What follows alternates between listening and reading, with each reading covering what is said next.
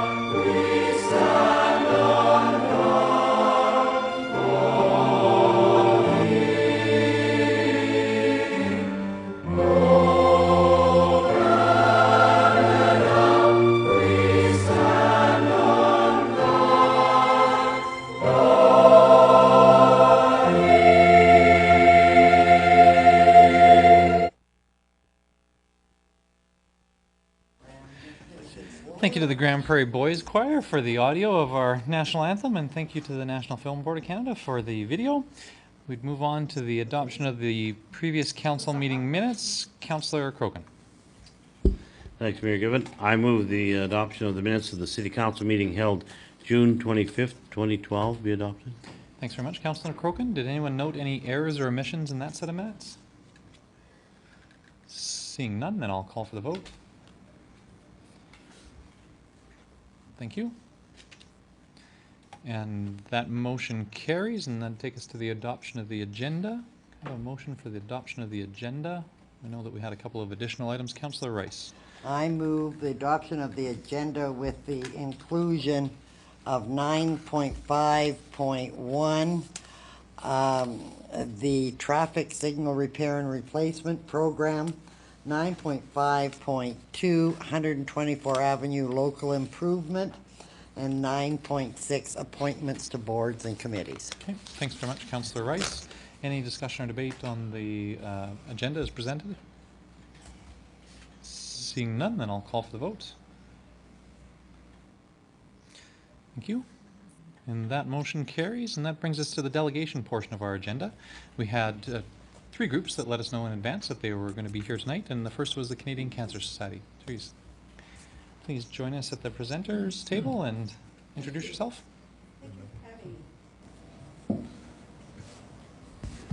Beautiful evening.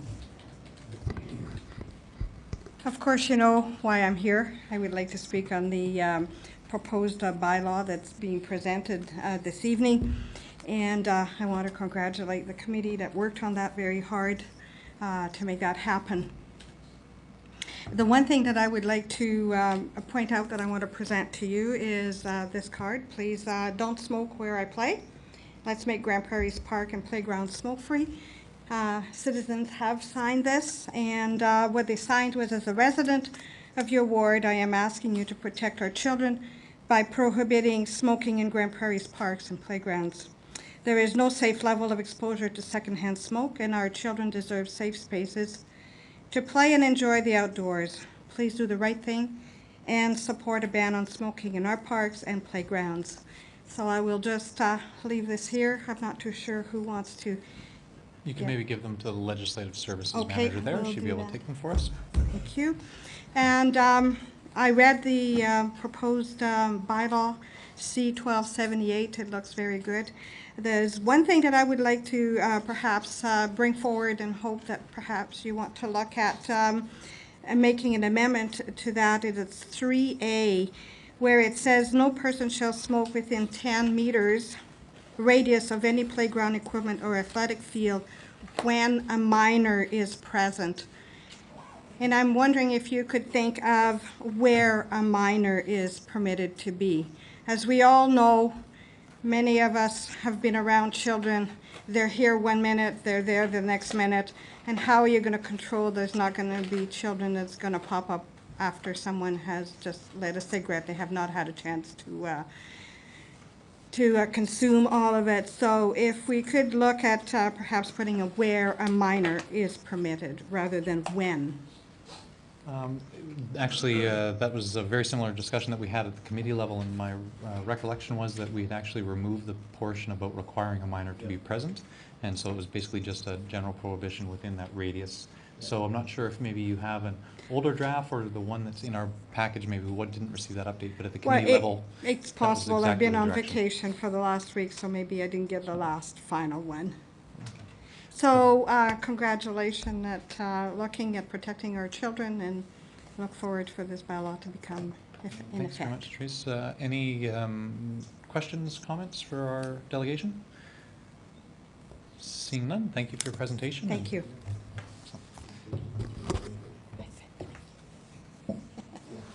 Okay, so, yeah, we'll confirm what language is there and make sure it was the same that came from the committee before we get to that item on the agenda. So we had also heard from Aquaterra that they were going to come and present the 2011 annual report and strategic plan. I see Mr. Baron Mans here. Baron.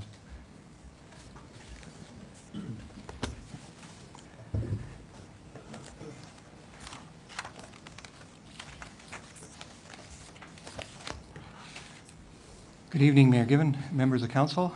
Thanks for this opportunity. And thank you to those of you who were able to attend our annual meeting a couple of weeks ago. I'd just like to highlight some of the highlights from the annual report last year, touch on the board's new strategic plan, and look at some of the major initiatives that are underway or that are coming up in the short term. So some of the highlights from last year included, certainly from a customer perspective, the implementation of the blue bag curbside recycling. It's been very well received by residents, and over the September to December period last year, we saw a 20% increase overall in recycling compared to that same period previously. So I think it's been a really good indication of the uptake and enthusiasm that residents have taken that. We also then, as a follow-up, were able to implement multifamily recycling effective July 1st of this year.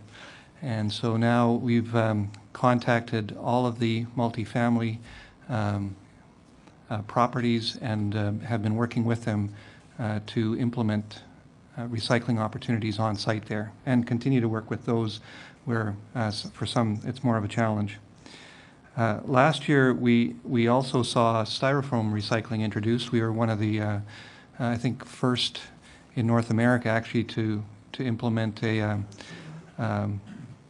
a thermal system for condensing the styrofoam that's been very effective, and we've been able to divert that material now from the landfill, and residents and businesses have been really good about bringing clean styrofoam to the eco center for us to be able to recycle. And we're starting to do a pilot project to see whether we can actually recycle now some building styrofoam that, because it has a heat retardant or some fire protection, that we have an issue with whether that'll go through our machine, but it's something that we're hoping we'll be able to also take in the future. As a result, once the depot system, those were decommissioned July 1st, we were also able to reduce overall recycling charges to residents where we had an overlap in those charges since last September. One of the other big highlights for last year was a change in our governance structure. Last June, the shareholders approved a new board, appointed a new board, and that board has been in place for a year now. Earlier this year, the board approved a new strategic plan that I'll touch on, and I think one of the expectations that the board has created is that we will increase shareholder value over time. And so last year was the first year that we declared a dividend in excess of the guaranteed minimums that we've provided in the past. So Aquaterra declared a $3.5 million dividend last year to shareholders beyond the 2.2 that we'd provided for previously. The new vision that the shareholders, that were presented at the annual meeting to shareholders touches on three key components. One is to grow our non-core business to equal our core business by the year 2020. So it's really looking at going outside of our current utility customer base and generating additional revenue to add value to the company. And through that, we expect to be able to ensure that our utility rates are at or below the median of comparable Alberta cities by the year 2020 as well. And also that we increase the return to shareholders by doubling our dividend by that over that same period of time. So really the intent is that we look to grow the business, continue to improve our effectiveness, and then be able to increase value both to our customers and to our shareholders. So we're currently in the process of now taking this renewed strategic plan and developing a 2-year business plan with that. That'll be presented in draft form to the board in September, and we hope to have that reviewed with shareholders for input in October. And so that's something we're working on. As we look forward, one of the key activities that we have underway is really how do we facilitate continued growth in the region, and I'll just touch on the city in particular. We're currently working on acquiring right-of-way for a water transmission line that'll go through the college hospital lands and connect with the airport reservoir in the west. And that'll boost the water supply in the west end of the city and help that area grow. Understanding that the northwest is a key growth area, we've also looked at how we can improve on the sanitary sewer servicing in that area. Currently, we have a gap in a sanitary trunk main where between O'Brien Lake and Center West, there is no trunk main. And so continued growth, particularly in the northwest, in the absence of filling in that gap, would require interim or throwaway costs to be incurred by developers until that gap is filled in. And so we're looking at working with landowners, developers, and also seeking investment by the city in funding and completing that gap, so that can happen sooner than later, and we can more efficiently and economically accommodate growth in the northwest of the city. One of the projects that's been underway for a couple years really is the upgrading of our wastewater treatment plant, both to meet more stringent environmental regulations with nutrient removal requirements that the province has set for us, as well as to accommodate continued growth in the region.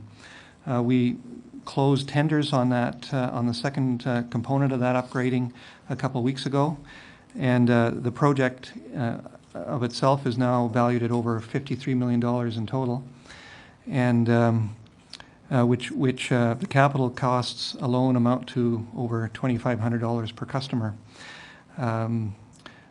We're currently evaluating those tenders, and we have a 90-day window in which to award, and we've also been pursuing the potential for grant funding along, and we understand that there is good potential for federal funding of our wastewater treatment plant upgrade. And so I've handed out this evening a formal request for the city to send a letter to our MP supporting federal funding for the wastewater treatment plant upgrade. Successful funding, potentially up to $10 million in federal funding, could be matched by the province, and if successful would have a huge impact in terms of being able to flatten out the kinds of rate increases we've put in place in recent years to be able to fund this kind of a project, and also create some financial margin for Aquaterra as we look at other investment needs that we have. And so we're hopeful that we'll receive that support from the city, and request that you consider that sooner than later, given the short time frame we have for tender award.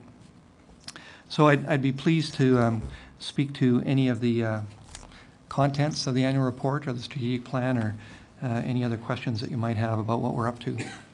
Okay, I see a couple of folks in the queue. Thanks, Baron. Councillor Rice. Couple of questions, if I may. I note that the average customer water usage is down from about 34.2 cubic meters down to about 26 cubic meters. It becomes, did you become a victim of your own success? In other words, you're in the business of selling water and encouraging people to use less of your product. So what's your strategy to deal with that? Yeah, that's a double-edged sword. On the one hand, it's great to see customers conserving. It extends the life of our infrastructure. And on the other hand, we make money by selling water, and so it's certainly impacted our revenues.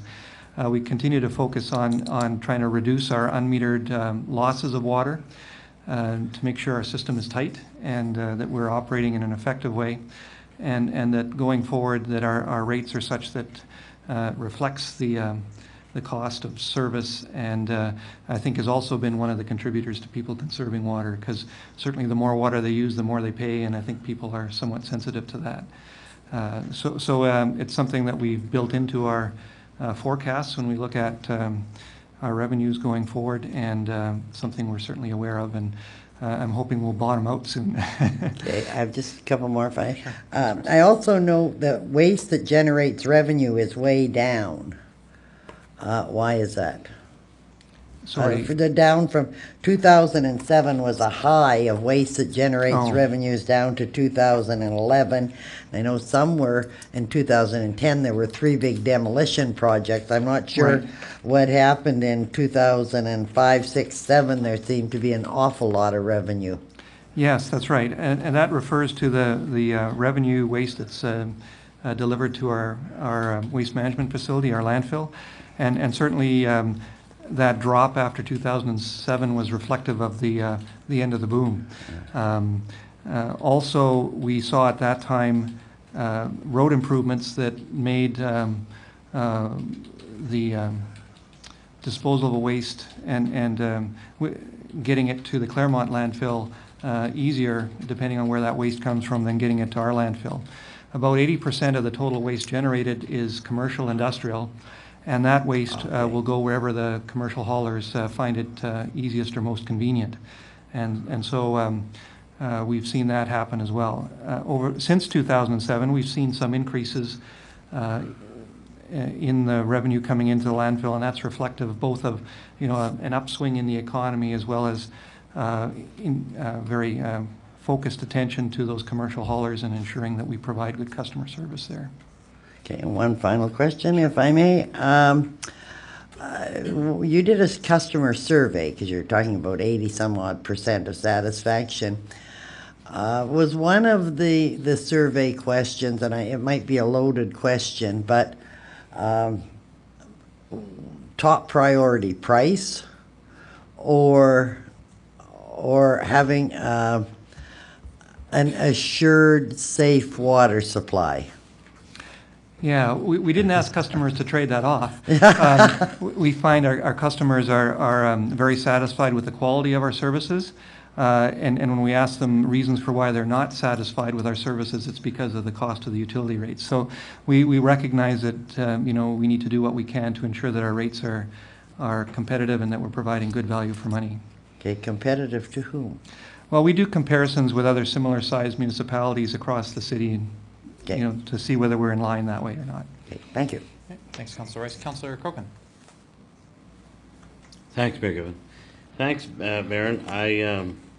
I get questioned about the wastewater portion of your bill is higher than the fresh water. And this kind of answers the question, is because you still need to treat that, and you need water to treat it, but people aren't using as much water. I think I have up to 7 barrels now, and I haven't turned my outside water taps on yet. So I'll be one of these guys in the statistics. So do we have anything in the, what would you call it, in the plan for reducing that waste, that portion of the bill, it's the wastewater portion? The cost of that?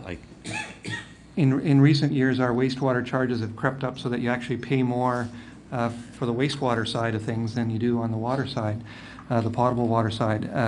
you know, for us, we've been ramping up in anticipation of this major capital project. So if we're able to be successful with significant granting there, that'll allow us to flatten any of those future rate increases compared to what has occurred in recent years. So that's a really big one for us, is if we can be successful in knocking down the overall cost to us of that capital project.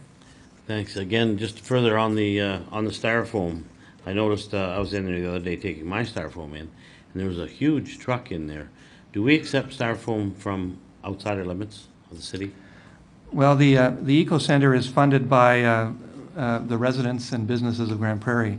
And while businesses can certainly take whatever they want from Grand Prairie in there, we haven't at this point refused people from outside city limits. And we know certainly with the closing of the depots that there's a lot of folks that are using the Eco Center that aren't residents of the city or businesses necessarily. So, you know, that's something that we'll look at in terms of some cost recovery mechanisms.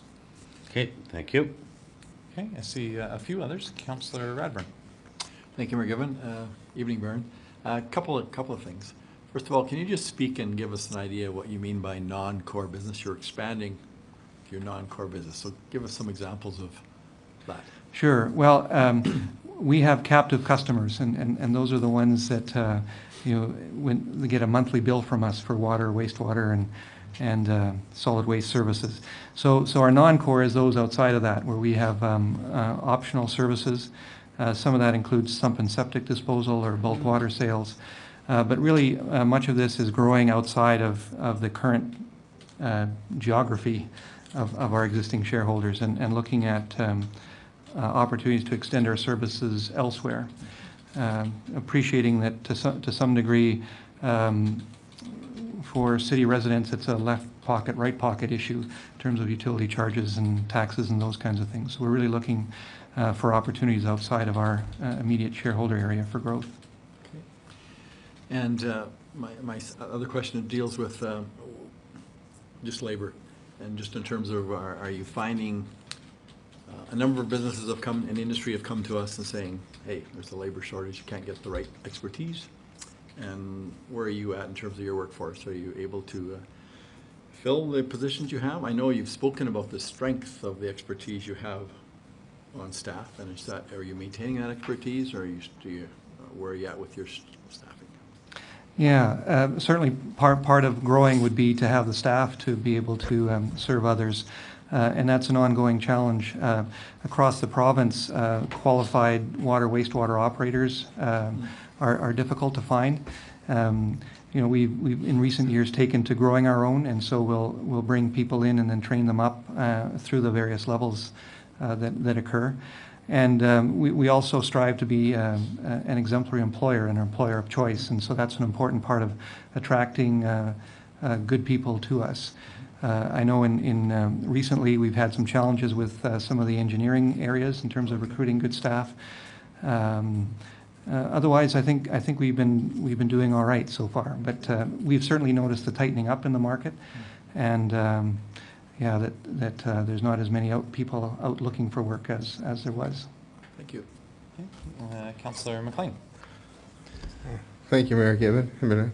Thank you for this, and I'm glad about you saying getting rid of the depots, and because the duplication processes did come down a couple dollars, and I think a lot of residents are very proud and happy that the recyclable is staying out of the landfill, and residents are reduced the rate by 20%, but the numbers alarm about 80% commercial.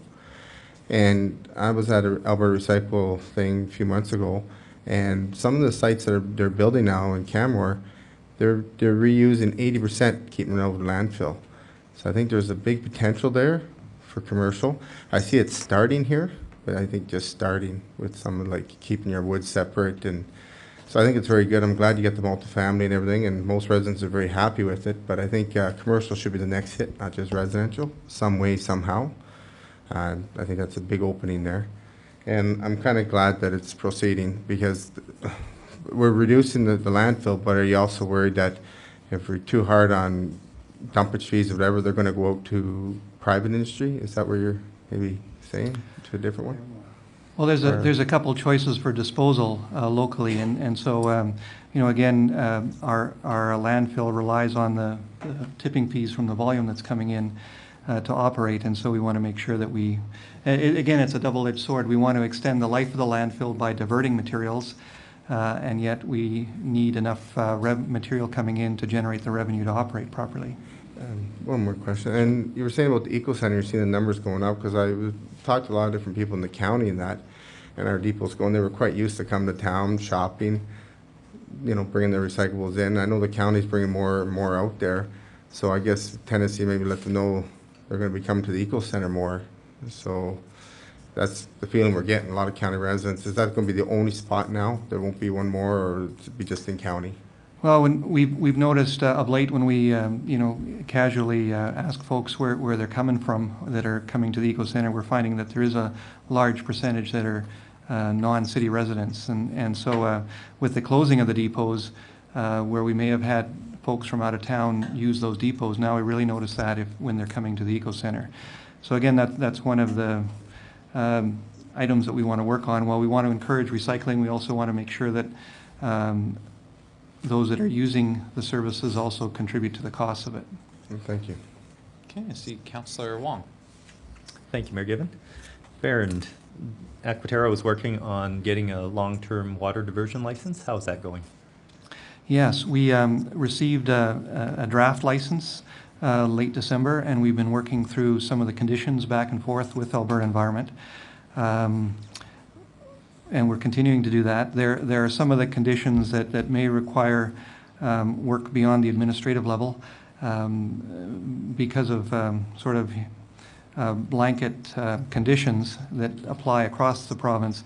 If we look at our particular circumstances, those could drive some significant capital costs in the future without a significant environmental benefit. So again, we're hoping to have a long-term license in place by the end of this year, and we'll continue to work with Alberta Environment at various levels to ensure that the conditions that we end up with are ones that are reasonable over the long term. Okay, thank you very much. Also, Aquaterra is going through the transition with the accounting services from the city to your own in-house. How has that been proceeding? Yeah, we went we went live both with new information systems as well as moving into our new place January 1st. We were paying our people and paying our bills, and all of that is working. There's still a few systems that we're completing. Our GIS system transitioned earlier this winter, and our asset management system, I think, is the only one that really remains for us to transition currently. So all in all, that's gone quite well. Okay, that's great. And then Councillor McLean touched on the Eco Center, and I was just wondering about paving of that road. Is Aquaterra interested in contributing to the paving of that road leading up to the Eco Center, seeing as there's lots of traffic heading that direction? That's certainly something we'd be open to talking to the city about. I mean, one of the interesting situations with the Eco Center is that we don't actually own the land that it sits on. And so we did pave the lot that we're on. And if a local improvement were successful, the city as owner of that site would probably carry that share of it. So we appreciate that there's a lot of traffic coming to us, and we'd like to see it paved. And we feel we've done our share of paving on site, and would like to see the off-site paving happen. Answer to his question? Maybe open for discussion at a future date? Always open for discussion. Good. And then I just wanted to leave you with a comment. Last year, I did get a call from an Aquaterra employee notifying me that there was some kind of water loss happening at my house. And it only worked out to a few dollars difference a month, but I was really happy to see that someone was monitoring that and gave me a call, and we found the source of it. And, you know, that's really great to see that the customer service comes down to that level. They probably just saw that there was water usage at night when there really normally wouldn't be, right? Well, I don't want to leave the impression that we monitor your water usage 24 hours a day, but we do have flags that are set on our databases so that if your consumption goes above what you would normally use, that it flags your account and will ask you if there's anything going on that you're using an inordinate amount of water for. Because often a simple leak will increase your usage significantly, and so we try and inform people that that may be happening. Yeah, it was very neat. I just thought it was great because I know that I didn't notice it on my bill. It was only a few dollars. Thanks. Councillor O'Toole. Thank you much, Mayor Given. Byrne. Just talking about the Eco Center and the hours of operation are from 9 till 5:30. And I know this was an instrumental year with the blue flag system in place. Is there any possibility that the hours could be extended into the evening, 1 or 2 nights a week for people that are working shift work and stuff like that? Yeah, I guess that's something we could look at. I don't know, I'm trying to think whether we've had customer feedback that have asked for that. I appreciate that it makes it difficult for those that are, work irregular hours to try and get there. We are open 7 days a week during certainly spring through fall and summer. So we hope that if they can't make it in the evening, that they can make it on one of their days off. Absolutely. No, I was just wondering if that was part of in the radar for you to have extended hours 1 or 2 nights a week in the future, or if it's something that you can put on the radar. Yeah, I think it's something we'd look at if there was a demand for that from a customer perspective. So I'd have to see whether we've actually had those kind of requests come in. Thank you very much. Okay. Councillor Crokin. Thanks, Mayor Given. One quick question, Baron. I'm an RVer, and we were using the sandy dump at the South Bear Creek ballpark. I did a little survey. I walked up and down as we were in about a 30 trailer queue, and they were all Grand Prairie residents, and I asked them, would you like an extra sandy dump? And the answer, of course, was yes. So I know the Elks one it's probably looks like a parade over there too. So is there anything in the books for another one? I know I was encouraging Muskogee Park to ask you to get either another one there and get the other one working a little better at Center 2000, not Center 2000, but. Oh, Right. Yeah, I mean, that's it. we would be happy to work with the city if there's a need for further sandy dumps. Those sandy dump stations are operated by the city. And so we'd be pleased to work with Muskogee Park or whoever if you'd like to develop more of those. Okay. There's over 4,000 to be sold this year is the forecast, so just drive down any cul-de-sac, you'll see there's an awful lot of our citizens are RVers. Mm-hmm. Thank you. Councillor Rice. Recycling Council of Alberta is having their conference October 1st to the 3rd. Is that something Aquaterra would go and troll for new markets for their recycled products, or is that not the venue for it? Oh, we plan to participate in that recycle. I think it's in Fort McMurray this year. Is that right? In any event, yeah, we plan to be there and Okay. As a way of networking and learning about what's going on for recycling. And one other question, maybe. Mr. Mance has slipped a letter to us that has a request. Do we deal with this under delegation business, or do we refer it to Public Works or to GGS? Like, where does it go from here? Well, we certainly have the ability to deal with it tonight under delegation business. Okay. There's that portion on our agenda is a standing item, and given the sort of timing, I think that's probably most appropriate. So, Okay, so we'll deal with that under delegations. thank you. Okay, any further questions for Mr. Mance? Seeing none, Baron, thanks very much for your presentation. Appreciate you being here tonight to give us the info on how Aquaterra is going. Thank you. Thank Nice you. picture, by the way. Thanks. And thanks for the translation. Okay, we had one more group that said that they wanted to come forward. I see Mr. Dave Story here with some additional guests. Okay, if you'd like to come forward, just come on down and please just introduce yourselves for the recorder.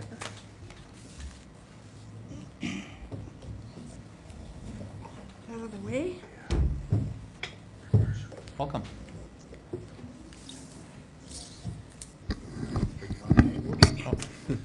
Mayor Given and council members and city administrators that are here.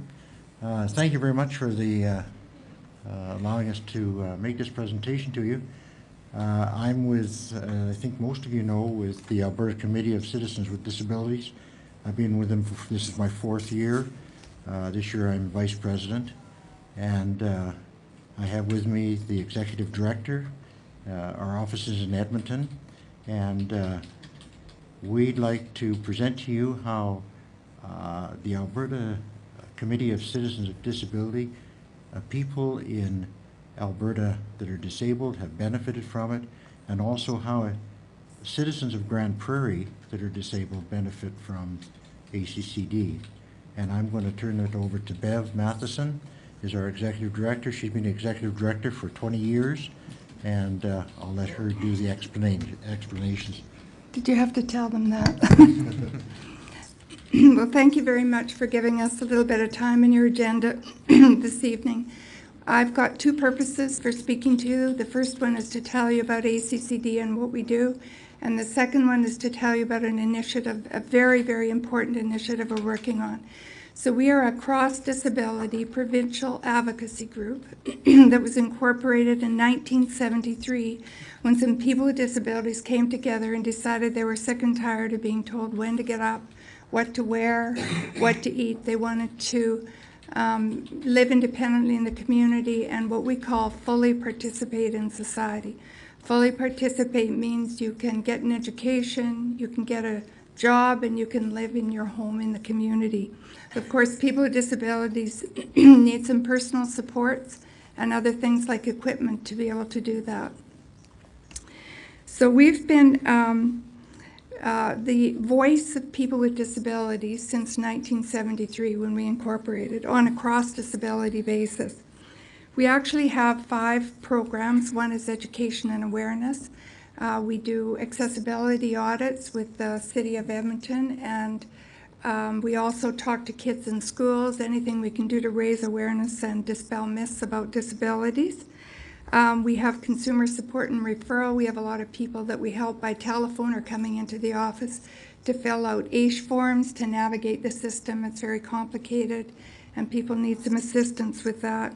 We have collaborations and partnerships. We run an organization called the Alberta Disabilities Forum, which is 43 provincial organizations that have come together to have a united voice on disability issues.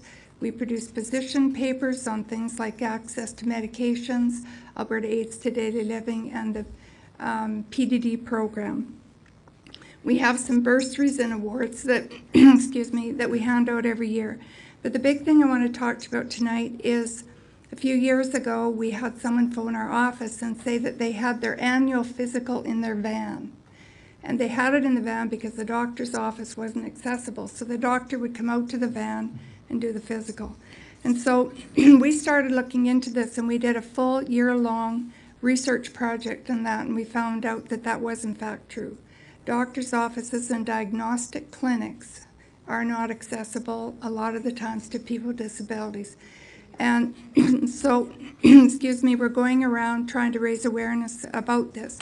What I'm really talking about is the Alberta Building Code Section 3.8 barrier-free section covers it up to the door to get in, the parking lot, all of that in new buildings. But when you get inside the doctor's office, you can't get into the examining room. When you get into the examining room, there isn't a table there that you can be put on to get exams that other people just take for granted. So, and also when you need to have a test like a bone scan, a CT scan, an MRI, X-rays, mammograms, prostate exams, you can't get those if you're a person with a disability very easily because they just don't have the accessibility to be able to do it. And so what we're doing is trying to raise awareness about this. This is why I'm here speaking to you this evening. We want you to know that this is extremely important. People with disabilities need to be able to get those services just like everyone else. And as I said before, these are things the rest of us just take for granted. And so we're going to do a social media campaign. We're going to work with the College of Physicians and Surgeons, the Alberta Medical Association. We've sent pamphlets out to over 5,000 doctors' offices asking if their offices are accessible. And so we're going to continue to work on this. And so I guess that's pretty much everything I wanted to say about it. Dave, do you have anything you want to add? No? Okay. Okay, thanks for the presentation. Certainly a worthwhile cause, and it's one of those ones where you think that those should be some of the most accessible places rather than the least. So certainly appreciate you raising the issue. Yeah. Were there any questions for the delegation? Questions, comments?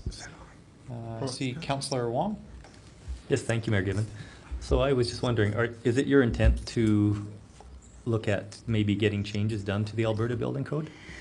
Well, the Alberta Building Code should be changed again in 2016. They're just finishing it up now, and as far as I know, that's when the next change is. So we've got from now till then to bring this issue forward to try to get them to change it. It isn't that easy. You're working with all the doctors in Alberta, and we of course want to have their exam rooms and all those services accessible. So we're going to work on that. And we do want to have the Alberta Building Code changed. Okay, I just wanted to also say that I can empathize a little bit about what you're talking about.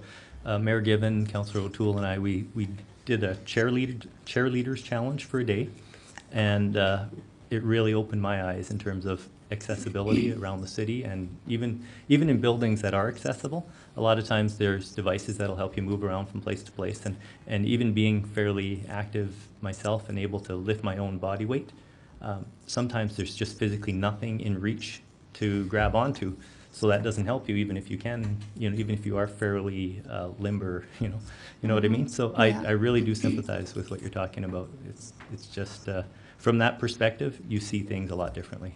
Yeah, and that's just physical disabilities. There's also people who are visually impaired or blind, or people who are hard of hearing or deaf, people with developmental disabilities or mental health.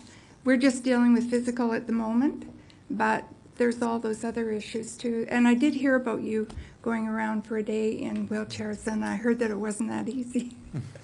So congratulations for trying that. Thanks. Thanks, Councillor Wong. Councillor McLean. Oh, thank you, Mayor Gibbon, and Bev and Dave.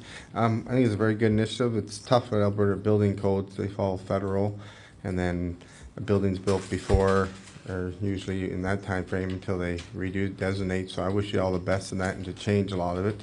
And construction costs, I think, would be, so I think it's a big envelope. Yeah, it is. So, but also I heard you say something about AISH and helping a lot of clients, disabilities on AISH. And the one thing I was very, the last AUMA in Calgary realized, it was under Premier Stelmach, was the up their limit for, they wouldn't touch any of their AISH payments if they could make up to $1,500 a month. I know it's a different initiative, but I think that helped a lot of people on AISH. So I'm glad when I heard your AISH there. But I Well, they think, just gave a raise of $400 a month, and they can make up to 15. and they made up the, yeah.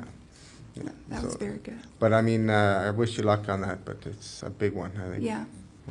Yeah. Thanks, Councillor McLean. Any further discussion, questions or comments? Councillor Radburn. Thank you, Mayor Given. Good evening. A couple of things. When you're talking about professional buildings, are you including dentists as well? Doctors, dentists, or you're limiting it to doctors? Or?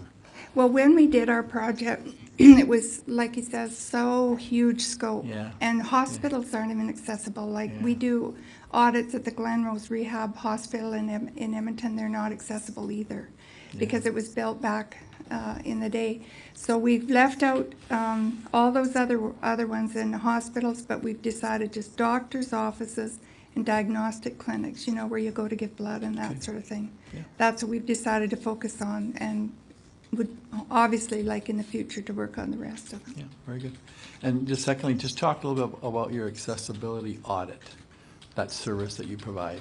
Well, So could a municipality call you and for a fee for service or come up? Absolutely, Yeah. we'd love to do that. Back about 3 years ago, we did a barrier-free hotel project. We audited 20 hotels along the corridor between Edmonton, Airdrie, and Calgary, and we found that they were only 80% compliant, and they should have been 100% compliant. So not only is the code minimum, it isn't enforced. So then we built an audit tool that goes with the code, and also we add on some universal design and a few other things, and we have a guy that'll go out and do it. And if someone would pay transportation, gas, we'd really like to be able to do that, to come and even to train someone here to do it would be a really good initiative. Good, thank you. Any further questions? don't see anybody in the queue, so Dave, Bev, thanks very much Thank for you being here very tonight. much. Thank you very For the much. presentation. Appreciate it. I don't know where that goes. Someone can get- Sure, we'll make sure to circulate those tonight. Okay. So this is the delegation portion of our agenda. We had 3 groups that let us know in advance that they were going to come, but there is an opportunity for anybody from the community that would like to come forward and speak to council on any issue to come forward. I don't see anybody making their way to the podium, so I have a feeling we've kind of worked our way through anybody that was here to make a presentation. So we'll move on to public hearings, of which we have none tonight. Unfinished business. We actually do have one item of unfinished business, and that's a recommendation from the Public Works Committee. So I wonder, Councillor Gustafson, could you handle that piece of business for us? Thanks, Mayor Given. I'll move that council direct administration to proceed with the next steps for option number 3 from the Grand Prairie Reservoir feasibility study, using the remaining capital funding allocated for the Bear Creek Reservoir feasibility study. Okay, thanks very much, Councillor Gustafson. Councillor Rice, did you have a question? I was confused as to why this was here. We passed this motion on May 1st, and we're sitting on July 9th, and here it is coming, and I was somewhat confused. So we had a little conversation about that before, and we think that perhaps it was an oversight. The committee certainly directed administration to go away and do some work. Committee has, but committee can't authorize the expenditure of funds. And so even though these funds were budgeted for one project, the committee needed to get that approval from Housekeeping. council. Yeah. So Okay. the project is underway, but council needs to formally approve the Thank you. reallocation of the funding. Okay, thank you. Councillor Gustafson? So the project is underway already and started, and we're going to get it done this year? If I we think- pass the motion tonight. Yeah, my recollection was that the next steps started sort of then and could continue on for over a year in terms of there was environmental monitoring that would need to happen that would probably be all through a number of different seasons, and so it's a fairly, so it's a fairly significant project. Any further discussion, debate, questions, or comments? Seeing none, then I'll call for the vote.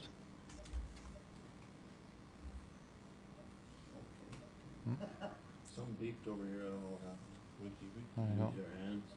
Okay, we'll start the vote. Did that show up for you guys? Okay. See, we should have listened to me. I have a feeling that we'll just try it again. I'll call for the vote. Put the monkey in the back doing nothing. Yeah, I think we'll go back to the old-fashioned way. We're going to do show of hands. I'm pushing the start vote button and it's not working. So we'll go call a question. All in favor? And that motion's carried unanimously. And so we move on to item 8, reports. We had none tonight. And into committee business. 9.1, Special Public Works Committee, Councillor Gustafson. All right. Can you, Councillor Gustafson, is your microphone not going on? No? Oh, No. okay. Mayor Given, my microphone is not turning on. Okay. Can you hear me? Can you hear me now? Cool. No. When you don't mumble, yeah. Okay, so All right, we'll, I'll move that the council receive the minutes of the Special Public Works Committee meeting held June 25th, 2012. okay, thanks very much, Councillor Gustafson. Any discussion on that set of minutes? Did anyone note any errors or omissions? Seeing none, then I'll call for the vote. All in favor?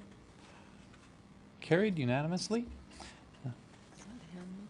Yeah, maybe we'll see. We have the hand mic. I noticed the presenter mic does not go on and off, even if I touch the button. So let's just see if the hand mic works. And the reason that we do that is because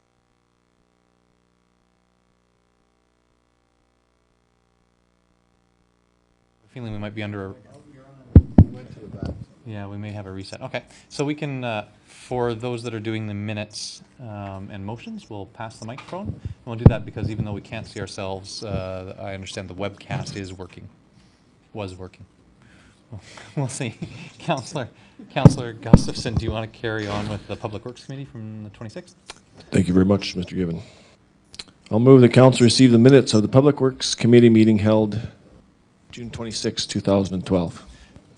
Thanks very much, Councillor Gustafson. Any discussion or debate on that motion? Seeing none, then I'll call for the vote. We'll try it on the electronic one here. Does that show up for anybody? No. Okay, so call for the vote. All in favor? Carried. Thank you. And we move on to 9.2.1. Councillor Gustafson. Thanks, Mayor Given. I'll move the council approve a grant covering the cost of the service for seasonal transit service on November 1st to March 31st from the Salvation Army Soup Kitchen to the Rotary House for the 2012-13 and 2013-14 seasons, including the following conditions. Number one, Rotary House will be responsible for charges related to extra cleaning or any damage incurred by their clients during their ride. A security agent will be provided by Rotary House and available to the Salvation Army Soup Kitchen to accompany the bus driver to the Rotary House. Okay, thanks very much, Councillor Gustafson. Any discussion or debate on the motion? This is a service that we provided on a temporary basis last year, and this is an extension for a further 2 years. Councillor Crokin. Thanks, Mayor Given. Am I to understand that that is on the way back?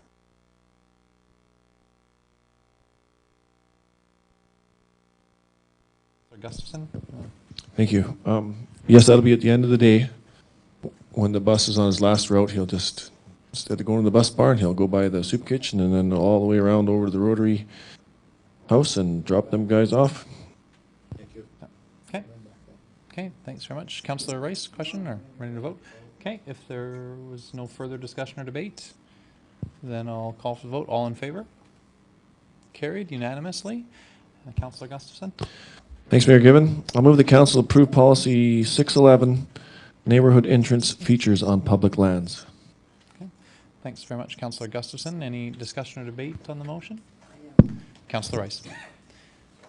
We had extensive discussions with UDI and the development community before this was drafted. Is that not correct? That is correct. That was actually probably would have been here a few months sooner, except for the fact that we extended the amount of time for comment from industry. Thank you. Okay. Any further discussion or debate? Seeing none, then I'll call for the vote. All in favor? Carried unanimously. Councillor Gustafson, is there anything else you want to highlight from that set of Public Works minutes? No, not this time. Thanks. Okay. Thanks very much, Councillor Gustafson. That'd take us to 9.3 in Community Development Committee. Councillor Crokin. Thanks, Mayor Given. I move council receive the minutes of the Community Development Committee meeting held June 26, 2012. Thanks very much, Councillor Crokin. Did anyone note any errors or omissions in that set of minutes? Seeing none, then I'll call for the vote. All in favor? Carried unanimously. Councillor Crokin. Thanks, Mayor Given. I also move council approve a 5-year agreement with the Grand Prairie Disc Golf Association and provide $13,500 in funding toward the construction of a disc golf course in 2012, and further direct the association to apply for a 2012 Parks Improvement Grant. Okay, thanks very much, Councillor Crokin. Discussion and debate. Councillor Rice. Sorry. Where is this located? This is going to be located on the Canfor lands, which is adjacent to Bear Creek. It would be the east portion of Canfor's where they store their logs. Just at the top of the bank, and I think it crosses over some city land as well. Sort of. Yeah, just in the creek area there. You get there from the Musk City Park trails. You could park at the Thrill Hill and Swan Haven and walk across, or if you made your way down the trails on the other side. Okay. Councillor McLean? Okay. Okay. Councillor Radburn and then Gustafson. Thank you, Mayor Given. Yeah, I'm very supportive of this. This, for a number of reasons, I guess. First of all, it's a partnership. It's a partnership of with Canfor, the city, and the Disc Golf Club. They are going to have some memberships and take care of some of the maintenance of the equipment. The city's also agreed to help with maintenance of the grounds area. It's providing a recreational pursuit in Muskogee Park, which is a great location. This adds to that jewel of Grand Prairie. It's something we don't really have in terms of a good course. We've had a makeshift one for a bit. And it's going to be a no-cost recreational activity that our citizens can avail themselves of. So really, really supportive of this. And I guess I'm looking forward to seeing the results of the 2012 Parks Improvement Grant decisions, because if they're successful there, then I think we would get up to the 21,000 or 22,000 that it would take to complete the project. Thank you. Thanks, Councillor Radburn. Councillor Gustafson, discussion debate. I just have to echo a lot of what Alderman, Councillor Radborn, had to say. We often get criticized about money we spend for recreation all around the land and stuff, and if 3,000 people were to use this over the next 3 years, it's about $2 a person to go out and recreate in our own city, in town. So I really favor this, encourage council to pass this motion. Okay, Councillor Wong? Yes, thank you, Mayor Given. I'm really supportive of this and really excited to see it. I've seen this in other communities. It's one of those sports that people of any age can play, and like I said, I've seen it in other communities. Looks like a lot of fun. I had a chance to chuck a couple of frisbees into the golf nets myself, and you know, it's low maintenance, low cost, and it's all inclusive. So I really appreciate it. Councillor McLean? Thank you, Mayor Given. I think it's a very good idea. I was just walking trails the other day, but if the area is going to be, we'll monitor how well it's going to be used. There is some trails even further to the east going over some of the older bridges. Might have to be looked at there. The pavement's crumbling, and so I look forward to it. And if the use gets up more there, then we have to be looking at some improvements around there. Okay, any further discussion or debate? Seeing none, then I'll call for the vote. All in favor? That motion carries unanimously. Councillor Crokin, did you have it? Oh, you did have a couple other items, sorry.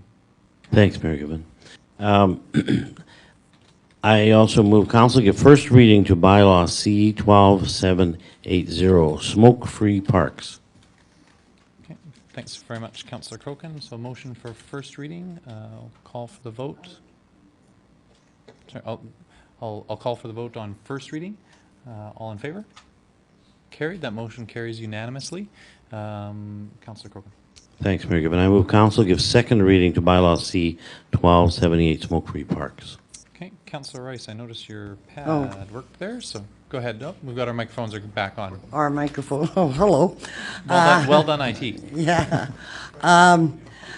First of all, this bylaw, the name is deceptive. It's not parks at all. It's playing fields, as I understand it. Is that correct? The bylaw actually speaks to playing fields and playground equipment. So actually a radius within around playing fields and sports fields and playground equipment. So I believe the name of the bylaw needs to be changed. Secondly, I'm afraid I can't support this unless 3A is changed to read or athletic field, playground equipment or athletic field when a minor's event is scheduled. I have difficulty protecting people from themselves. I have difficulty protecting adults. I have no problem with the playground one at all.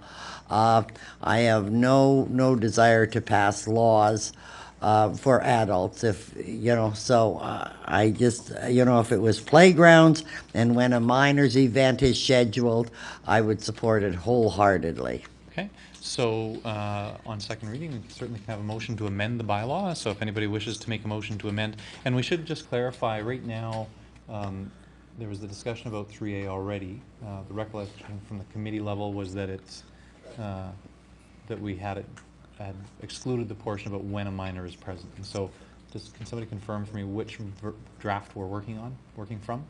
It's in the council package. One in the package does include when a minor is present. Okay. So I think we, one way or another, that section is going to need to be addressed because of the recommendation from the committee. I think we had a very specific discussion about that. So. Then I'll move an amendment, if I may, on Councilor 3A, athletic field, when a minor event is scheduled. Okay. If Councillor Rice, if I can make a suggestion for your amendment, when an event for minors is present, because if you're talking about a minor event. Okay, sure. Yeah. So. Yeah. I'm not going to support your motion, but I'll make sure it's worded properly. Okay. Okay. So we have a motion to amend 3A to include the words when a event for minors is scheduled. Yes. Okay, so discussion, sorry. Would that include and delete the words when a minor is present? I think that's Just to replace, change? yeah. Okay, Councillor Rice, is that correct? So you're Yes. replacing the when a minor Yeah. is present for when when an event for minors. Okay.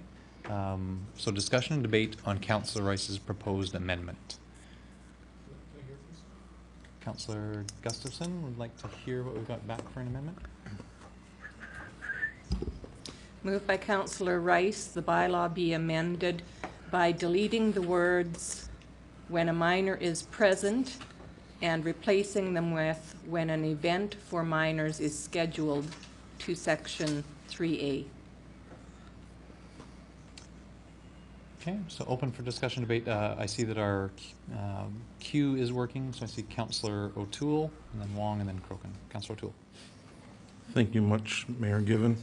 To address this, I would like to just make one statement, that the smoking is one issue, the actual smoke, but it's the litter from the cigarette butts that accumulate, and when you put an infant that's not able to walk or crawl very far on the ground, and they're able to grab the cigarette filters and the actual leftover cigarette, that's a whole new concern that we got to deal with. With banning smoking in a park, that would probably eliminate the whole issue there. So it's not just the smoke, it's the litter that's left over. Okay. Thank you. Thanks, Councillor O'Toole. Councillor Wong. Yes, thank you, Mayor Given. My apologies to Councillor Rice, but I'm going to have to speak against the amendment. I was liking the discussion at the delegation level where we wanted to put a period after athletic field and just leave it at that. I believe that having someone who smokes not commingle with minors or other people who really don't like to be around the smoke. That's as nice as I can say it. Everyone should have their choice of the environment that they want to be around. I think that 10 paces isn't too much to ask of someone who is smoking to be away from a field where they could come in potential contact with a minor. Thanks, Councillor Wong. Councillor Crokin. Thanks, Mayor Given. No, I won't be supporting that amendment either. I think we discussed it at great length at committee level, and the period behind athletic field. It also makes it a little simpler for any bylaw officers or police or whoever. I mean, they're not going to go out and look for this. In the bylaw, it does permit if your home is backing on the park, you can still smoke in your own backyard. And if you're in a van in the parking lot, you can still smoke in your van. But I won't support any kind of amendment. I think it makes it very, very clear, period at the end of field. Okay, so just for clarity, we're working from the draft that does not have the period at the end of field. Yes. So just to be clear what we're actually speaking on right now. So any further discussion or debate on Councillor Rice's motion to amend the bylaw? Seeing none, then I'll try this. Call for the vote.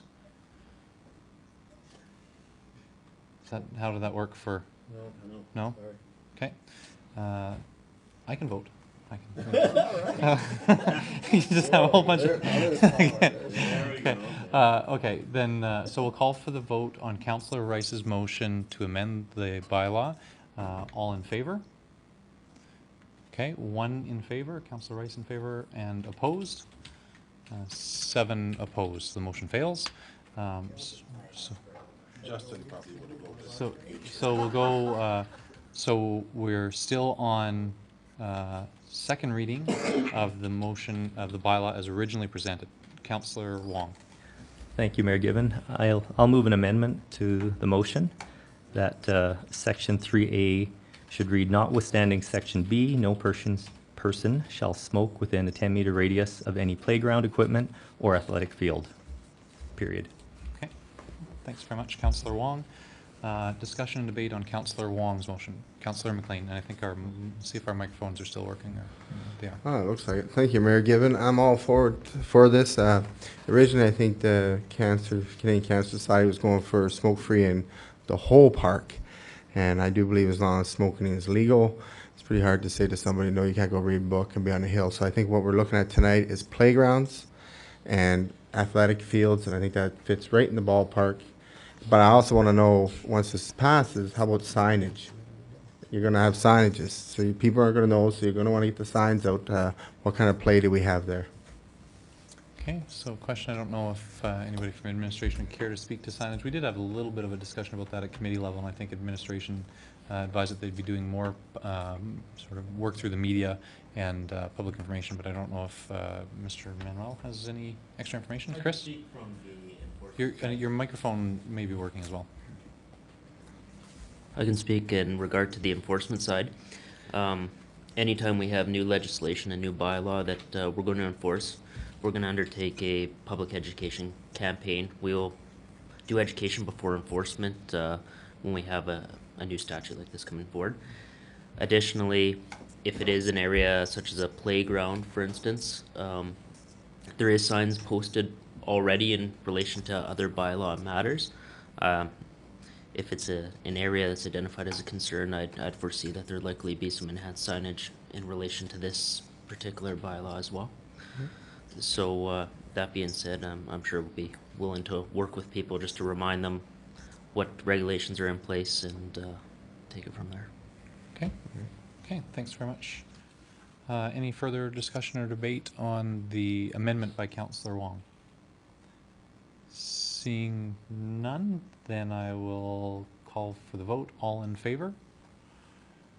That motion has 7 in favor and opposed, 1 opposed. And the motion carries. So we'll move on to second reading as amended. Any discussion or debate on second reading as amended? Seeing none, then I'll call for the vote. All in favor? That is 7 in favor and opposed, and 1 opposed. Councillor Crokin. I think your regular microphone should be working there, Councillor Crokin. Thanks, Mayor Given. I move council have third reading of bylaw C-1278, smoke-free parks at this meeting as amended. Yeah, sure, just so we're consistent. But Okay. so the motion is to have third reading of the bylaw here tonight.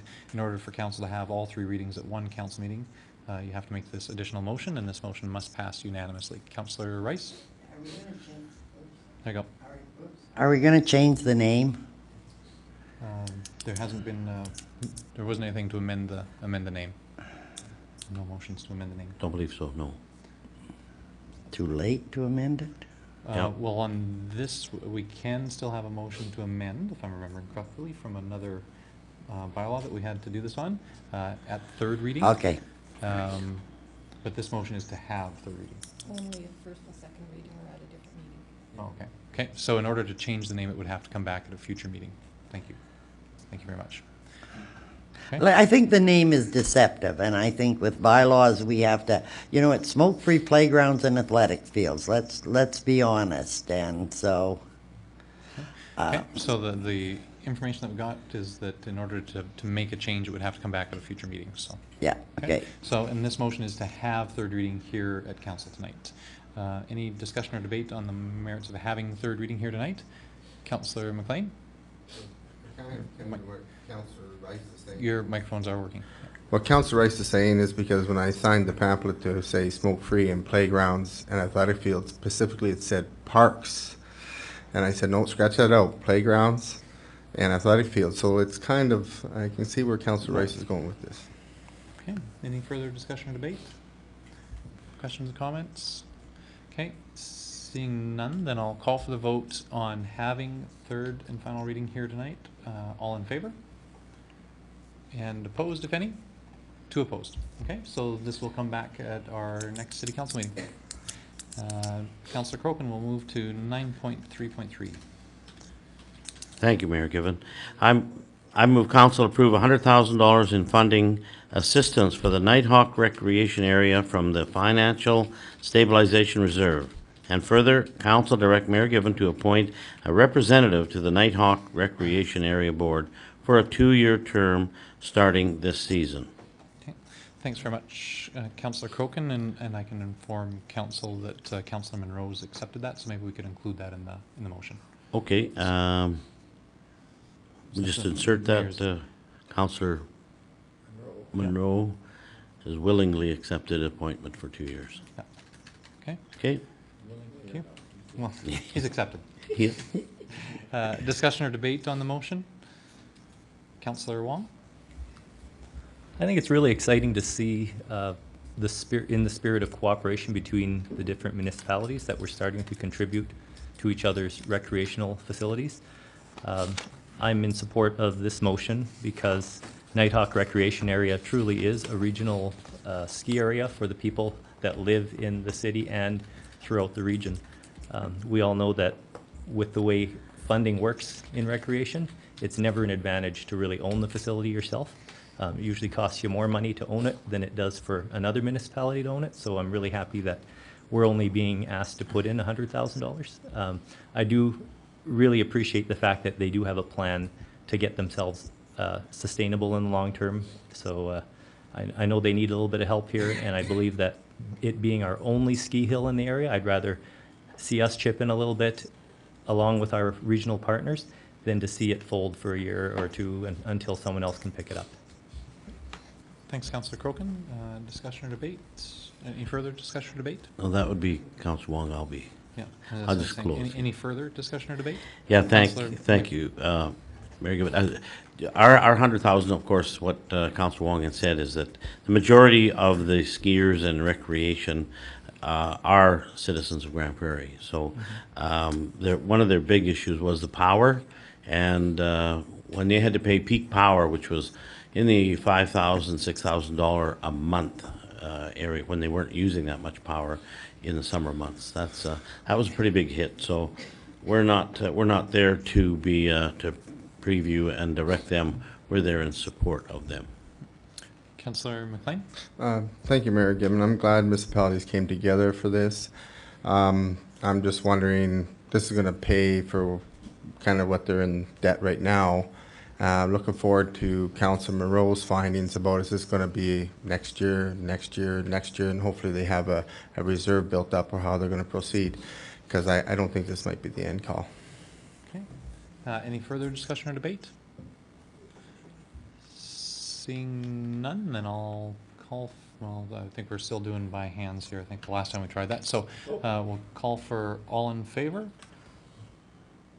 Carried unanimously. And we'll move on. Sorry, Councillor Crokin, was there anything else that you wanted to highlight? Yes, thanks, Mayor Gibbon. There was one other thing. The art gallery, Albert Stephen had given us a very, very nice annual report and strategic plan of the art gallery. But just in the last couple of days, a notice that came through from him to us, and I forwarded it to the city manager, that we got an approval of $141,000 and $420 from the federal government, and the provincial grants were given $120,268. So it was a good news from recognition of both of the partners in our art gallery. Well, and that's great. everything. Thanks very much, Councillor Crokin. So we move on to 9.4, General Government Services Committee. Councillor Radburn. There you go. Thank you, Mayor Gibbon. I move council receive the minutes of the General Government Services Committee meeting held July 3rd, 2012. Thanks very much, Councillor Radburn. Did anyone note any errors or omissions in that set of minutes? Seeing none, we'll call for vote, and we'll try it electronically here. Ho ho. There we go. And that motion carries unanimously. Councillor Radburn. Thank you. I would move council direct administration to reissue a request for information for the redevelopment of the former York Hotel and Germain Parklands. As council and probably the community is well aware, Devco Development's original hotelier partner withdrew, and they were not successful in finding another partner to work with them. So due to the fact that they cannot make the project work at an acceptable level of risk, they've chosen to withdraw. Therefore, committee is recommending that we reissue the RFP for redevelopment of those two properties with an enhanced package, RFI package. So we're really talking about presenting Grand Prairie and the opportunities of Grand Prairie in the package, so that we can generate, hopefully, more interest even from farther afield. So that's the direction, that's the motion. Okay, thanks very much, Councillor Radburn. Any discussion or debate on the motion? Seeing none, then I'll call for the vote. Thank you. And that motion carries. Councillor Radburn. Thank you, Mayor Gibbon. I move that the council approve policy 353, municipal revenues. This is part of council's strategic priority, which was a fiscal sustainability model. This policy fits in with a number of policies to that end. And this particular policy provides clarity on the appropriate use of various funding sources received by the city. Okay, any discussion or debate on the motion? Councillor Rice. So suppose there is money in reserves and at budget time council wanted to withdraw some of that to keep tax increases low. Does this policy prohibit that? Councillor Radburn? Trying to find the policy. I have it. Where is it? It says the There we city go, follows there a we go. policy, funding held in reserve cannot be used to fund the ongoing operational costs with the exception of a temporary balancing measure within a budget cycle. So if we were in that circumstance, I guess that would allow some flexibility to access reserves. Yeah, I would read that, Councillor Rice, to be exactly what you described. If council should choose to do some temporary balancing within a 3-year budget cycle by using some reserves, that's pretty much But exactly they how you couldn't described it. reduce the reserves in order to, This policy is specific about municipal revenue, basically how we get our money and the general ways that we expend it. We previously did a policy on reserves. Limits. We had a reserves policy that council previously approved, and ultimately any of these council can amend their policies at any time if they should choose. So council has the ultimate flexibility. okay, Absolutely. Okay. thank you. Any further discussion or debates? Seeing none, then we'll call for the vote. Thank you. And that motion carries. Councillor Radburn? Thank you. I move council approve the lease agreement renewal with the Grand Prairie District Association for persons with developmental disabilities on Lot 20, Block 16, Plan 822-1636, located at 1140 86th Avenue for the term ending April 30th, 2032. This lease was renewed in 2008 for a 5-year term, with further renewal subject to submission of a development plan for an outdoor storage facility. The association has met that condition, and so we're bringing it forward again. The 2032 makes the agreement on Lot 20 will now terminate at the same time as lease agreements on the adjacent lots 21 and 22. Okay, discussion or debate on the motion? Questions or comments? Seeing none, then I'll call for the vote. Thank you. And that motion carries. Councillor Radburn, anything to highlight? from that side of Thank you, it? Mayor. And just 3 other things.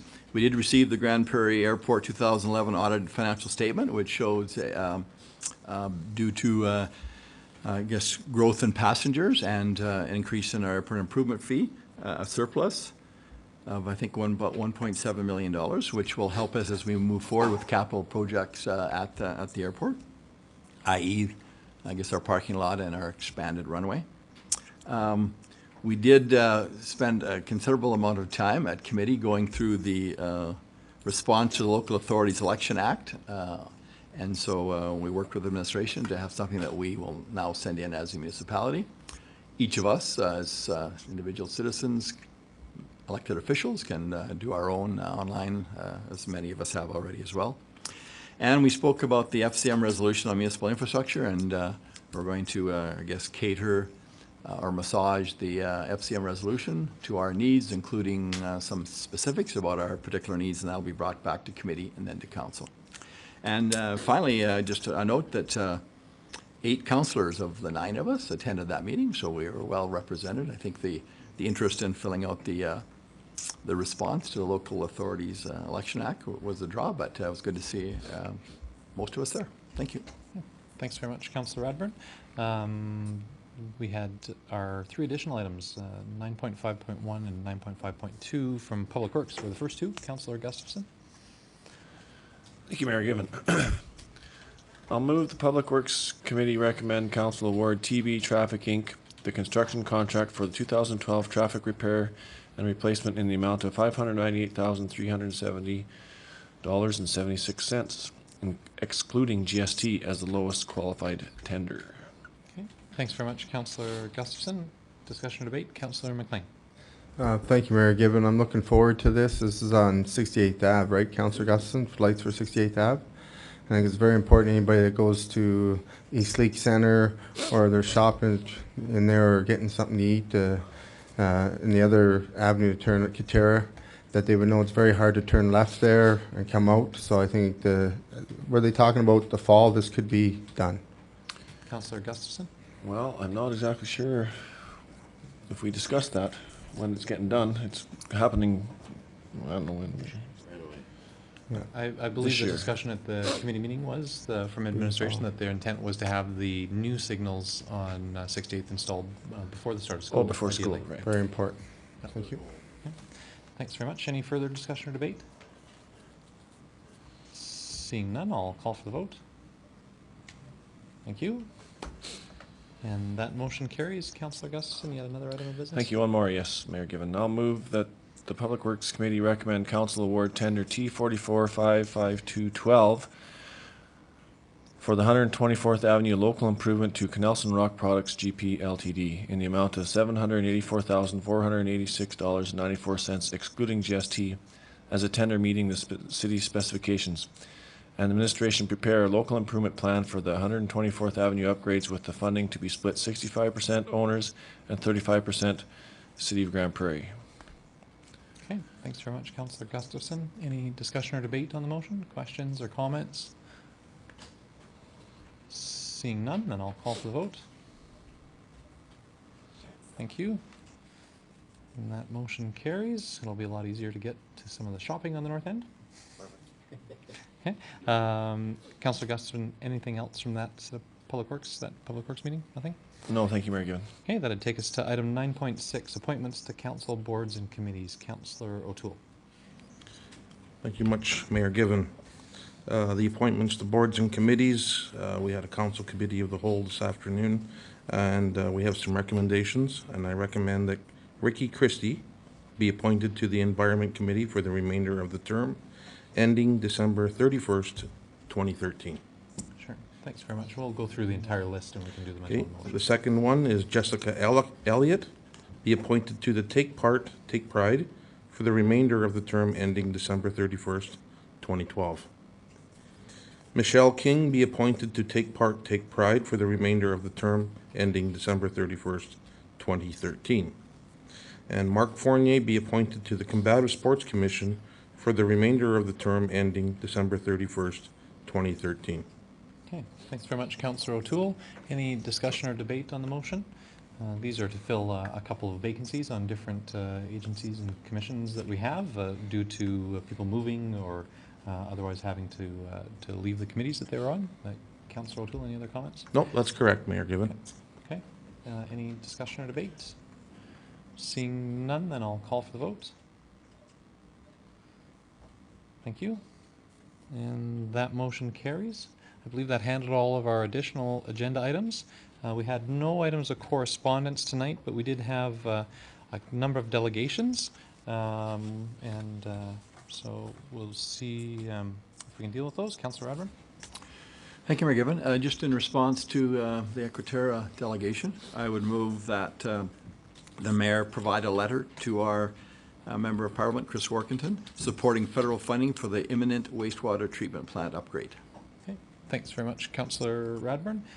Certainly this is one of Council's advocacy priorities, and so certainly fits well with what we've been working to do over the last number of years, and so good course of action. Any discussion or debate on the motion? Seeing none, then I'll call for the vote. Thank you. And that motion carries. We had two other delegations tonight. I don't know if we, Councillor Rice? I move that the presentation by Mr. Story and Ms. Matheson be received for information. Okay, thanks very much, Councillor Rice. Any discussion or debate on the motion? Seeing none, I'll call for the vote. Thank you, and I'm looking for one. Thank you. And that motion carries, and we had the presentation from the Canadian Cancer Society. Obviously, they were speaking to the bylaw that was on the agenda, so I Yeah, I think they were here to address something that was on our agenda, and so their business has been dealt with sort of in the course of council business. We had no notices of motion. Council member reports. We did have AUMA. Councillor Rice. I met with the Honourable Thomas Lukasik, the Deputy Premier. We talked about a variety of issues, the Local Matters Initiative, as well as the LED streetlight project. I found him very, very supportive and very knowledgeable about the municipality's concerns. Thanks, Councillor Rice. And the Philip J. Curry Dinosaur Museum, Councillor O'Toole. Thank you very much, Mayor Given. Well, on July 28th, 2012, we'll have the Dino Country Ball taking place at the Tech Center out in the county. And we're expecting about 750 people attending. We've got less than 100 tickets available to the public at this point in time. And I got a little bit of news to tell you about the ball. Teaser. Yeah, get it out there. The cast of Criminal Minds may be coming up. I know. Mr. Gubler will be inviting his cast members to attend, and we will have notice this week on how many people will be attending. No, I didn't. That's a secret. Okay. So getting back to the... Not much of a secret. Yeah, well, it is now. Getting back to the ball, there's going to be the Dino Chefs. There's 4 of them from Grand Prairie area that will be battling it out to see who's got the best meal to prepare. And they have Gary Frey from the Executive Chef from the Holiday Inn, Christopher Higst, Executive Chef from the Quality Inn, Sean Payton, Executive Chef from the Stonebridge, and Matthew Toney, Executive Chef from Bad Hatters. So we will find out who would be the chef of choice that night at 10 o'clock.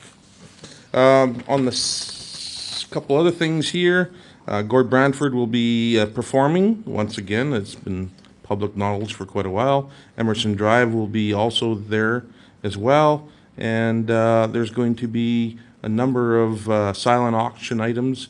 There's over 70. If you want to look at the silent auction items, if you're going out to attend this ball, you can visit the Curry Museum .ca website, and they're all on display there. On a little bit of a success note, we've had the Dr. Phil Curry and his wife Eva from the U of A excavated at the Pipestone Creek. The bone bed, there's been a number of new items found. Dr. Phil Bell says rivers and creeks are a paleontology gold mine out there. They've also had scientists come in from Trinidad and Italy to explore famous areas around Grand Prairie, including the Red Willow River, the out there, what's the Gluskin Hills area, sorry, and also the bone bed, amongst other scientists this last 3 weeks. This last week, we've had the Explorers Club of America bring up a contingent of people, and they were also doing some research and getting their hands dirty, you might say. On a sad note, Dr. Phil Bell had uncovered a priceless dinosaur skeleton on June 15th. It was a pretty much complete skeleton of a hadrosaur, or what you might call a duck-billed type dinosaur. Everything was in place. They covered it with a number of protective items, and on July 5th he went back to look at it, and what items were left were very little. The items that were smashed, destroyed, or stolen, it was a little bit of an upset because this is a priceless item, and it's ruined. And anyhow, the police are investigating and stuff like that, and hopefully we can find another dinosaur in that same consideration of quality in the future. Thanks very much, Councillor O'Toole. Councillor Rice, you had a question? I understand that Alberta has some of the toughest laws in Canada against vandalism or theft of those type of artifacts, and that the fine goes way beyond vandalism. It's like $40,000. Councillor O'Toole? Yes, in Alberta, it is illegal to alter, mark, or damage paleontology resources under the Historical Resources Act. Offenders may face up to a $40,000 fine and/or up to 1 year in prison. So this is priceless. You can't put a And I number. mean, 40,000 is even cheap because you cannot replace it. Absolutely not. Okay, thank you. Okay, thanks very much. I'm sorry to hear about that news, Councillor O'Toole, but hopefully the perpetrators are caught. They're looking. Okay, so we will, if there was no other council member reports from agencies and boards and commissions, which I don't think there were, we would move to council roundtable, and we'll start with Councillor McLean. Thank you, Mayor Given. On June 14th, I was at the library for United Way Community Impact Focus Group session. On June 14th, I was also present at Cocoa Center with individuals from Travel Alberta. As well, on June 14th, I was at the 132nd Ave Functional Study Open House with 100th Street. And there's quite a bit of concern of 5 or 6 businesses around the area. And one individual told me we opened up in the 70s and we wouldn't expect this to happen, but I don't think they realized how much Grand Prairie has grown and the impact of the growth in our city. So we'll have to see how that proceeds. On June 15th, I was at Tabino year-end party at Must City Park for John Howard Society, and that went really well with Councillor O'Toole.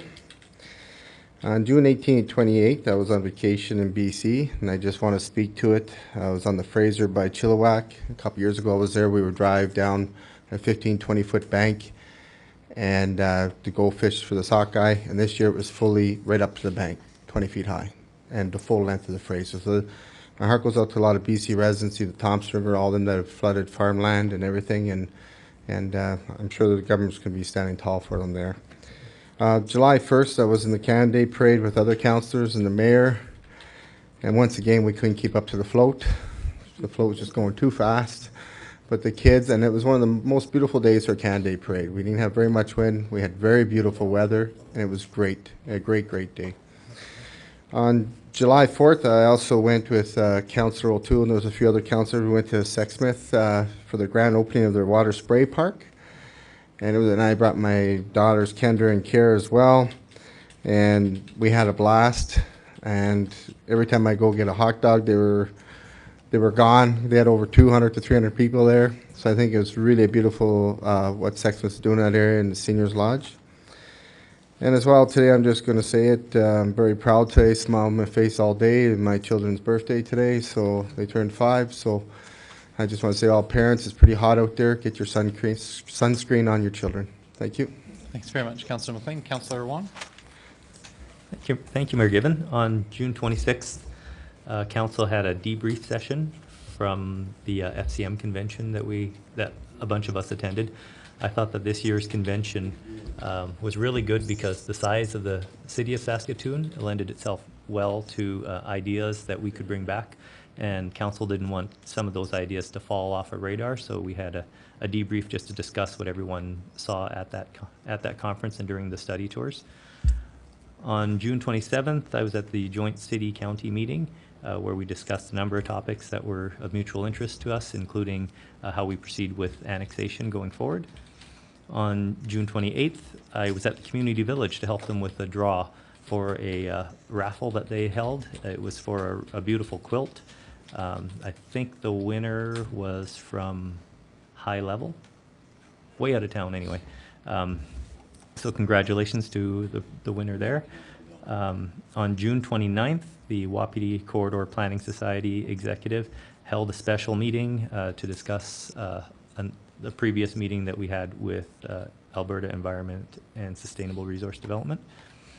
On July 1st, I participated in the Canada Day Parade, and I thought that it was just an excellent parade. I loved our float. I have to say thank you to the staff who helped design and decorate that thing, because it was fantastic. It was the best float I've ever seen the city have.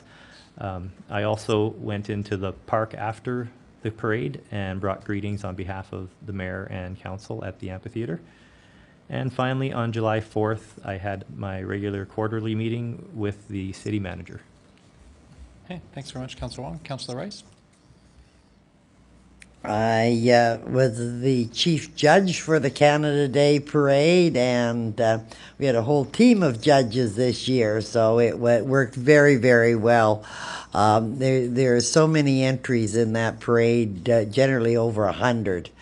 And in order that people aren't required to line up early, too early, ridiculously early, we doubled the number of judges this year. So that worked very well, and we were able to get the ribbons and the prizes awarded before the start of the parade. It's always been nip and tuck.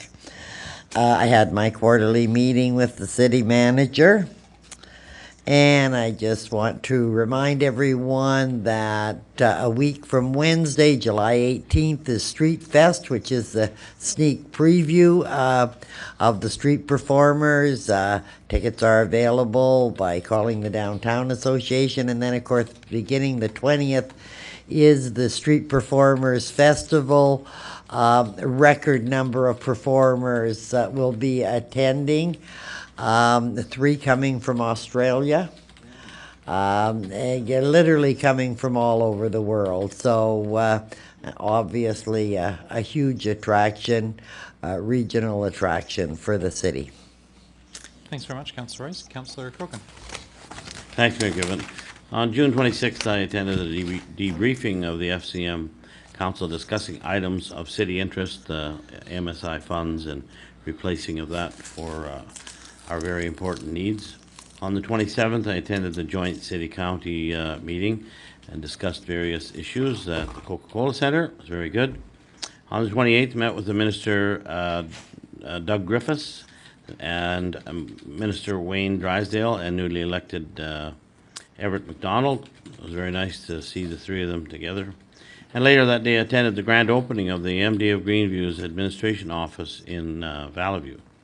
On July the 4th, I attended, along with Councillor McLean, he may have just forgot about it, grand opening of our neighbor and good friend, Sexsmith Water Spray Park.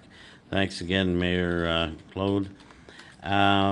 Today, I had my meeting with the city manager, and I'm still standing, and that's all for me today. Thanks very much, Councillor Crokin. Councillor Gustafson? Thank you, Mayor Given.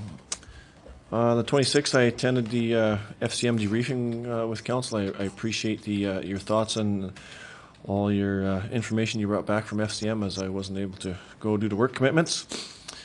27th, we attended the joint city-county council meetings. Lots of good information traded there, and lots of work in progress.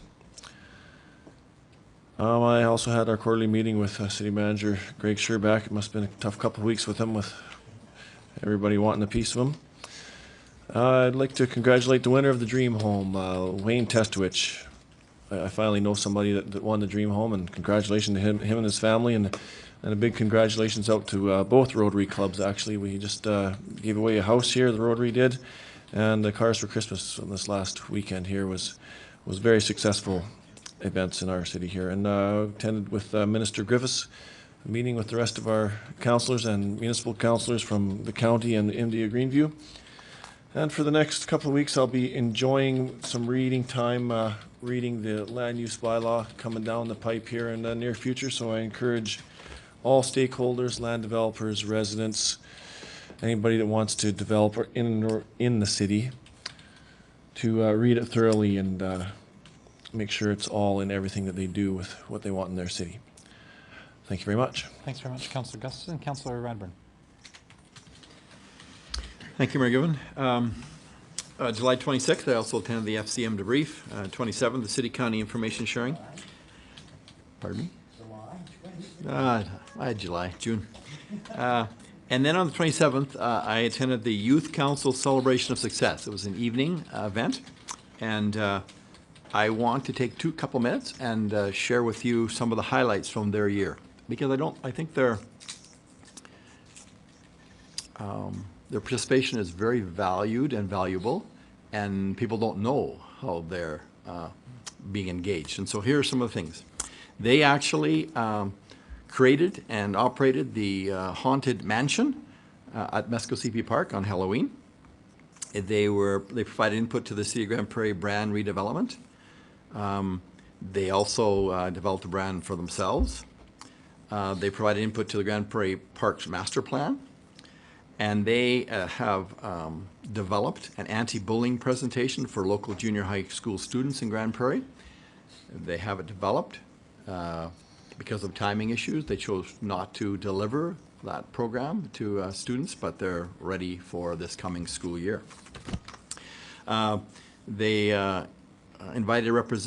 they were representatives of the city to discuss plans for a try-a-trade event in Grand Prairie. That was quite interesting. They provided input to the Grand Prairie Skate Plaza that's just starting. And they had a kind of a weekend retreat / planning session that was called a Youth Summit. A number of them also went to the Alberta Student Leadership Conference, and they just spoke very highly of their participation in that event. And they partnered with the Swan City Rotary Club to host a seniors' tea at the Golden Age Center. So I thought those were awesome projects and ways that they can become engaged in our city. A number of the youth, there were about 8 or 10 at the celebration. A number are moving on. They're finished grade 12 or they're moving on to post-secondary or whatever. And so they're doing some recruiting for new youth to become involved. So kudos to those who have been involved for a number of years, and we hope to see a new participants because it's an active and happening group. I also attended the Regional Municipalities Elected Officials meeting with Minister Griffiths, and I guess along with Councillors Crokin and Mayor Gibbon, we went out to Valley View, met Kevin that was there, and so we participated in the official opening and ribbon cutting. A Canada Day parade. A shout out, Councillor Wong kind of reminded me. A shout out in terms of our city float. The mastermind is Mel Best, and her business is Affordable Elegance Wedding and Event Rentals. So she was key in working with Jody and staff here in making that happen. July 3rd, Economic Development Advisory Committee. July 4th, I also attended the Sexsmith Spray Park opening. And congrats to for the town of Sexsmith on that awesome facility. Thank you, Mayor Gibbon. Thanks very much, Councillor Weber. Councillor O'Toole. Thank you much, Mayor Gibbon. On the 26th of June, I attended the FCM debriefing. It was a very good meeting that we had. Lots of different councillors attended different events while we were in Saskatoon, and we got to share some of the different views of each other's. If it was something that we really thought that was a great seminar or a session, we probably jumped one and went to that one just to get the insight. On the 27th, I attended the joint county-city meeting that we have quarterly or half every 6 months, and it was a very entertaining and exciting meeting. The Youth Council Celebration of Success that Councillor Radburn had talked about, I think it's a very good program that we have here. The youth that are involved are very engaging, and the stories that they tell are all successes. On the 28th, the council met with Doug Griffiths, Minister Doug Griffiths, Minister Wayne Drysdale, and MLA Everett McDonald in the morning here, and then we drove out to Valley View to attend the open house of the Greenview Administration Building and grand opening, and it was the event was held outside with the speeches, and the weather was great, and then we got to have some cake and tour the facility, and then I carried on to Edmonton after that. I attended my aunt's 82nd birthday out in Wainwright, and I wasn't here to enjoy the July 1st event, the parade, the fireworks, but I did go see Lucy the elephant at the Valley Zoo with my grandson, and also the Space Science Center with my grandsons in Edmonton. So did a little scoping out the tourism part. On the 4th of July, I also attended the spray park. It was a little cold out there, but I didn't go in the water. I had a complimentary hot dog. But like Mr. McLean did, he was in the water, and we had to get him out of there because there was about 200 kids. And I thought they might have hired them, but no, they were in there on their own. And I think if it would have been a little bit warmer temperature, there might have been 400 kids. I don't know where they would have come from. That evening, I attended the Grand Prairie Public Library Volunteer Appreciation Supper, and I just wanted to bring up a couple of items. There was about 175 people volunteer at the library this last year, and this was 2011-2012, so it's not this current year. Over 2,300 hours were given as volunteer hours. And I want to congratulate Barb Smith being the Volunteer of the Year, and herself put in 300 hours. And I think that's spectacular. And it was a great evening. It was kind of low-keyed, but it was a great evening to meet the volunteers that were there. And they all had great stories, and they all got special stories that speak out about the library. And I just want to bring up something here that I was watching the news last night. In Canada, we have 2 junior people that won the tennis in Wimbledon. We've never held a title at Wimbledon in the juniors, men's or ladies, and this year we get both of them at the same time. So, And the ladies doubles, by the way. and the ladies doubles. So congratulations. Maybe we'll see some spin-off here in the tennis group here in town. Thank you very much. That was my report. Thanks very much, Councillor Toole. On the 27th, I had a brief meeting with the Director of the Tourism Association and Councillor Radburn about the intersection of the literary arts and dinosaurs in Northern Alberta, which will be some exciting news for our community down the road. Later that day, we of course had the joint city-county meeting, and I also attended at the Youth Council wrap-up celebrations that Councillor Radburn mentioned. One other note, for those on the 100th Anniversary Committee, there was a mention that the Provincial Youth Leadership Conference that some of the youth attended, that there may be a potential to host that in other communities in 2014. So just an FYI to those that are looking to plan events for the city's 100th anniversary. On the 28th, I was up early for breakfast with Community Futures as they were celebrating the launch of a new partnership with the Canadian Youth Business Foundation. Community Futures and the Canadian Youth Business Foundation share a lot of the same goals. The foundation provides startup grants for youth entrepreneurs, as well as mentoring, which is sort of the unique angle to their program. So congratulations to Community Futures and the Canadian Youth Business Foundation. Obviously in a community like Grand Prairie, where we have a very youthful community, but also a very entrepreneurial community, it's a very important partnership. So good to see that is starting off in Grand Prairie. As was mentioned by others, I attended the meetings with Minister Griffiths and Minister Drysdale. I also attended at the opening of the MD of Greenview's new municipal district office.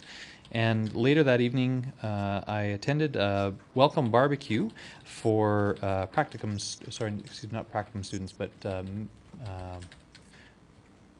doctors, hosted by Dr. Brenda Miller and the Chamber of Commerce. It's an effort to encourage the doctors who are doing their couple-year practicum in Grand Prairie to consider Grand Prairie as a place to relocate and certainly help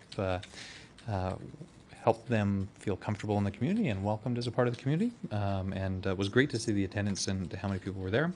On the 29th, I attended east of the city and had the pleasure and honor of taking part in the sod turning for the Hindu Cultural Association's new facility. The community is very excited about launching this building. I had the pleasure of telling everybody there that I understood how long it had taken the Hindu community in Grand Prairie to get to this size where they could do this. My doctor, Dr. Sam Dubey, was one of the first 2 Hindu families in Grand Prairie, and I was the first baby he delivered when he came to Grand Prairie, and so I can tell them that it's taken 35 years to get to this point with a little bit of authority. On the 1st, of course, I also participated in the Canada Day celebrations and the float, and again, my congratulations and thanks to the staff and everybody that was involved in putting our float together. I think it was probably one of the best ones that I've seen, and so fantastic job. And then just today I participated in a focus group on the Montrose Greenway.